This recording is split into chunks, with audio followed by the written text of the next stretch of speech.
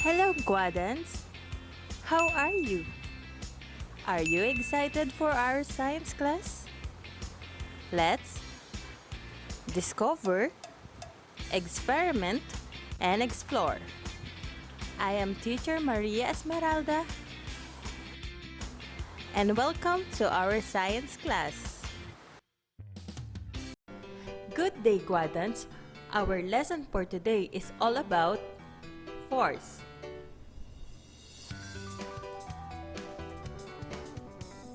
At the end of the lesson, you were expected to learn the following. Investigate the relationship between the amount of force applied and the mass of the object to the amount of change in the object's motion. The second one is infer that when a body exerts a force on another, an equal amount of force is exerted back on it. I have here a sample of everyday activities that involve exerting of energy or force. Tell what type of force you would do to the activity. Some activities use are both push or pull.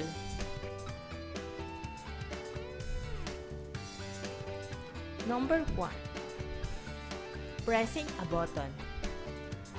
Push or pull? That's right. It's a push. Second picture is climbing a tree. Push or pull?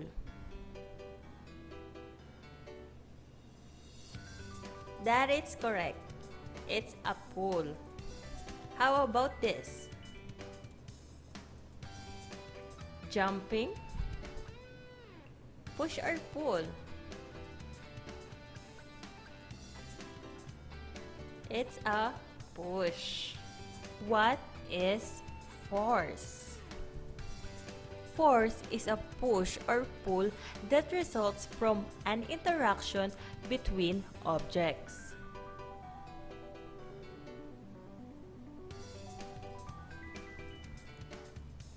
What is motion? Motion occurs when there is a change in position of an object with respect to a reference point.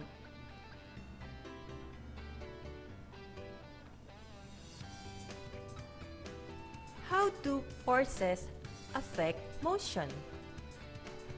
The action from a force can cause an object to move, to stop, accelerate or speed up, decelerate or slow down, and can change direction of motion. Force can be classified into two types, namely contact forces and non-contact forces. Contact forces when objects are in direct contact with each other. For example, holding a pen, pushing a cart with your hand, the direct contact is present. Non-contact forces occurs when there is no direct contact with the object. For example, the gravitational pull of Earth, magnets push or pull in a piece of iron. There is no direct contact is present or occur. External forces may act on a body. Examples are gravity, normal force, and friction. What is gravity? Gravity is the force with which the Earth, Moon, or other massively large object attracts another object towards the center of Earth. While normal force is the force that counters gravity. Friction is the force that resists the motion of objects moving against each other.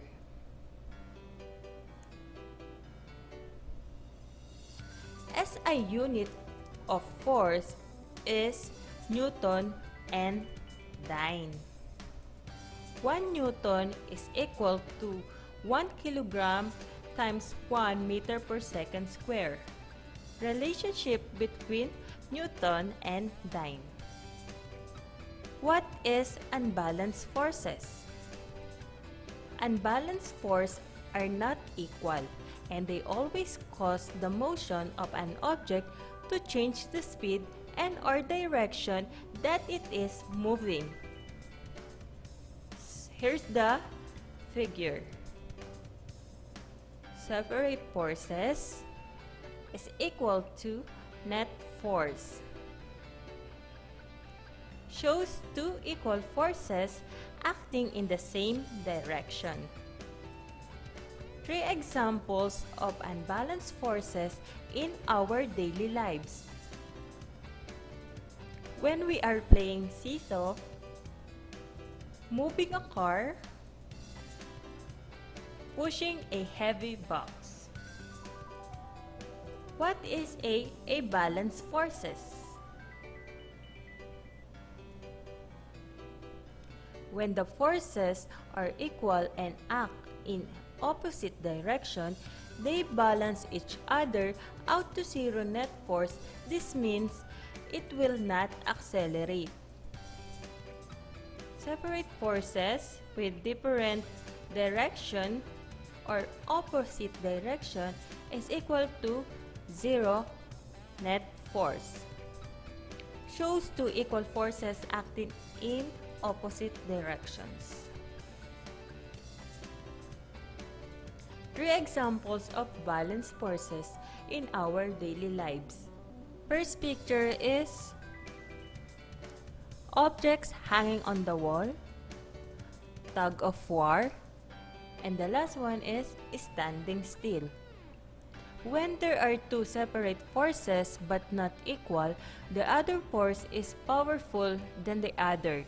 They will not balance to zero net force because the other force is weak enough to balance the other force. Here are the illustrations for you to understand more. Separate forces and net force. The first force is going to the right and the second force is going to the left. The first force is greater than the second force. Therefore, the net force is equal to the force going to the right. That's correct. Shows two unequal forces acting in opposite direction.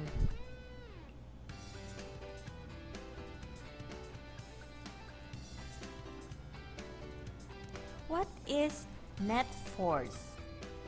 Net force is the sum of all the forces acting on an object. It causes changes in motion, speed, and direction. For example, net force is equal to force 1 plus force 2. For example is net force is equal to the 25 Newton plus 25 Newton. If we add it together, the result of the force is equal to 50 Newton, which is the net force. Let's proceed to our lesson 2.